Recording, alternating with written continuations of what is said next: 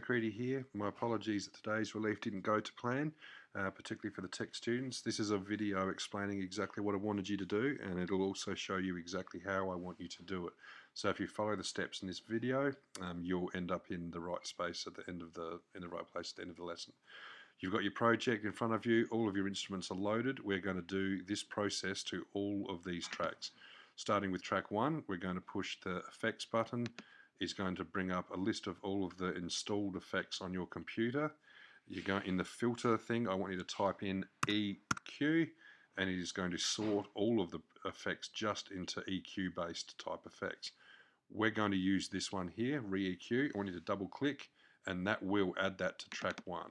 The button's gone green, it says effects track 1, and we can see it listed over here. These are the adjustment points. We'll come back to that in a second. Okay, so I want you to close that down, and I want you to do the same thing for track 2. The filter setting stays there, so it's already in the list, so we're just going to find it, double click on it, close it down, find it, double click on it, close it down. This is just adding EQ, or it's actually adding the ability to change the EQ to each track. I want you to continue doing that for all of your tracks. Okay, once you've done that, you can come back and solo the very first track. You do that by pushing S. This means that the only thing you're going to hear when you push play is the soloed track. Okay, this would just be soloing track 2 if I just wanted to hear track 3, and so on and so on. Okay, so starting with the first one, solo it, push play, listen to your audio, you'll hear it come through. When the audio is coming through, go to FX, and I want you to start dragging these around and making changes and listening to how it affects the audio for that particular instrument. How does it affect the sound? I don't know whether this would sound good. I actually don't have any audio on my tracks, but you might find that that does sound good. You might find that this sounds even better. It'll depend on the instrument. You wouldn't EQ a bass drum in the same way that you would EQ a flute. Bass drums are very bassy and very boomy. Flutes are very bright and trebly. So the curve for a different instrument is going to be very different. And you might have a different preference for how they should sound compared to the person next to you. So that's perfectly fine.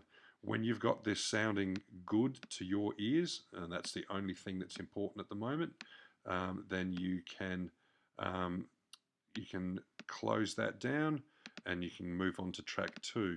Solo it, push play, the audio is coming through, you can hear it. While you're listening to it, make some changes until you think that instrument sounds the best that it can sound. Then you close it down and you keep repeating that process for all of your tracks. Once you've done that and you've got all your EQs added and you've got them all adjusted, I want you to move to your journal, and I want you to start making some comments about what you did today in this process from changing the EQ settings. I don't want you to try and get too technical. It doesn't have to be. It can be layman's terms, very simple. I changed the EQ and gave this a bit more bass frequency because I think it suits this particular instrument. Just some general observations as to how much this stuff affects the sounds that you're hearing. If you do know how to do screenshots, you're more than welcome to screenshot these windows and then actually add them into your journal. You can print them out if you want. You can, if your journal is digital in Word or whatever program you're using, take a screenshot if you know how, and that can form part of your journal. So I can actually see the EQ curve that you've chosen for that instrument.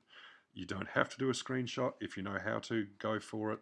And I look forward to hearing your projects when I get back. All right, good luck everybody, and I'll see you next week.